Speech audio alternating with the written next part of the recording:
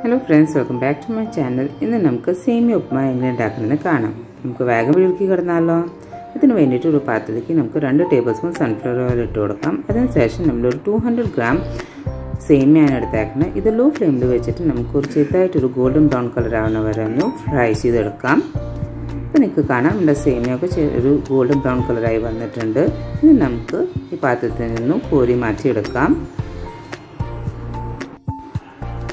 Same പാനിലേക്ക് നമുക്ക് 2 table spoon കൂടി സൺഫ്ലവർ ഓയിൽ ഇടുക. അതിലേക്ക് ഒരു സ്പൂൺ കടുക് ഇട്ട് കൊടുക്കാം. കടുകൊന്ന് പൊട്ടി വന്നതിന് ശേഷം നമുക്ക് ഇതിലേക്ക് ഒരു സ്പൂൺ ജീരകം കൂടി ഇട്ട് കൊടുക്കാം. ഈ സമയത്ത് ഗ്യാസ് ലോ ഫ്ലെയിമിൽ വെക്കാൻ മറക്കരുത്. അതിനുശേഷം ഒരു സബോള ചെറുതായി കട്ട് ചെയ്തത് കൂടി ഇതിലേക്ക് ഇട്ട് കൊടുക്കാം. അതിനുശേഷം നമുക്ക് ഇതിലേക്ക് 2 സ്പൂണ് ജിഞ്ചർ പൊടിയായിട്ട് കട്ട് ചെയ്തത് ഇതിലേക്ക് ഇട്ട് കൊടുക്കാം. ഇതെല്ലാം നന്നായിട്ട് മിക്സ് ചെയ്ത് കൊടുക്കാം. അതിനുശേഷം നമുക്ക് ഇതിലേക്ക് കുറച്ച് വേപ്പില ഇട്ട് കൊടുക്കാം. നന്നായിട്ടൊന്ന് മിക്സ് ചെയ്ത് കൊടുക്കാം. ഇതിന് ശേഷം നമുക്ക് 2 പച്ചമുളക് ചെറുതായി കട്ട് ചെയ്തത് കൂടി ഇട്ട് കൊടുക്കാം. പച്ചമുളകിൻ്റെ എണ്ണ നിങ്ങൾക്ക് വേണമെങ്കിൽ കൂട്ടാം കേട്ടോ. പിന്നെ നമുക്ക് ഒരു ക്യാരറ്റ് ചെറുതായി കട്ട് ചെയ്തത് ഇട്ട് കൊടുക്കാം. ക്യാരറ്റൊക്കെ ഇടുമ്പോൾ വെജിറ്റബിൾസ് ഇട്ട് കഴിഞ്ഞാൽ നല്ലൊരു കളർഫുള്ളായിരിക്കും, പിന്നെ ഹെൽത്തി ആണല്ലോ. പിന്നെ നമുക്ക് ഇതിനാവശ്യമില്ല കുറച്ച് ഉപ്പും കൂടി ഇട്ട് കൊടുക്കാം. ഇതെല്ലാം ഒന്ന് മിക്സ് ചെയ്ത് ഇതൊന്ന് നന്നായി വാടി വരട്ടെ. 2 മിനിറ്റ് നമുക്ക് ലോ ഫ്ലെയിമിൽ വെച്ചിട്ട് ഇത് കുക്ക് ചെയ്തെടുക്കണം. അതിനുശേഷം നമ്മൾ ഡ്രൈ റോസ്റ്റ് ചെയ്ത് വെച്ചാൽ നമ്മുടെ കപ്പലണ്ടി ഒരു 1/4 കപ്പ് ഇതിലേക്ക് ഇട്ട് കൊടുക്കാം. കപ്പലണ്ടിയുടെ ക്രഞ്ചിനെസ് വരുമ്പോൾ നല്ല ടേസ്റ്റ് ആയിരിക്കും. പിന്നെ നമ്മൾ ഒരു 1/4 കപ്പ് ഫ്രോസൺ ഗ്രീൻ പീസാണ് എടുത്തേക്കുന്നത്. അതും കൂടി ഇതിലേക്ക് ഇട്ട് കൊടുക്കാം. ഫ്രോസൺ ആയ കാരണം ഇത് പെട്ടെന്ന് വെന്ത് കിട്ടും.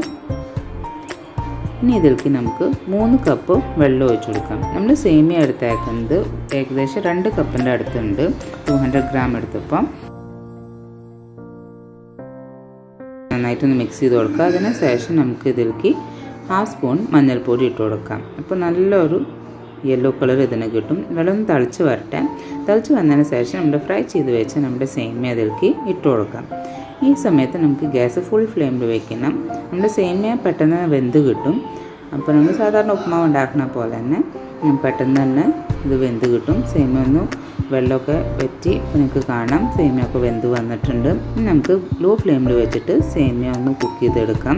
അപ്പോൾ ബാക്കിയുള്ള വെള്ളമൊക്കെ നന്നായിട്ട് വറ്റി പോവും. പിന്നെ നമ്മുടെ സേമിയൊക്കെ നന്നായി വിരിഞ്ഞ് വരും. ഇപ്പം കുറച്ച് വിട്ടിനെ നിൽക്കണം, പക്ഷേ കുറച്ചുകൊണ്ട് വെള്ളമുണ്ട്. അപ്പോൾ 2 മിനിറ്റ് കൂടി ഒന്ന് വേവിക്കാം നമുക്ക്. ഇതിന് ശേഷം നമുക്ക് കുറച്ച് മല്ലിയില ഒന്ന് കട്ട് ചെയ്തിട്ട് ഇതിലേക്ക് ഇട്ട് കൊടുക്കാം. അപ്പോൾ നല്ലൊരു ഫ്ലേവർ ഇതിന് കിട്ടും. അപ്പോൾ നിങ്ങൾക്ക് കാണാം 2 മിനിറ്റിന് ശേഷം വെള്ളമൊക്കെ മാറിപ്പോയിട്ടുണ്ട്. സേമിയൊക്കെ നന്നായി വെന്ത് വന്നിട്ടുണ്ട്. നമ്മുടെ സേമിയ ഉപ്മ ഇവിടെ റെഡിയാണ്. നിങ്ങളിപ്പോൾ എന്തായാലും വീട്ടിൽ ട്രൈ ചെയ്ത് നോക്കാം. നല്ലൊരു ഈവനിങ് സ്നാക്സ് അല്ലെങ്കിൽ നമുക്ക് ബ്രേക്ക്ഫാസ്റ്റ് റെസിപ്പി ആയിട്ട് ഇത് ഉണ്ടാക്കാം. അപ്പോൾ ഇനി നെക്സ്റ്റ് വീഡിയോ കാണുന്നവരെ ബൈ.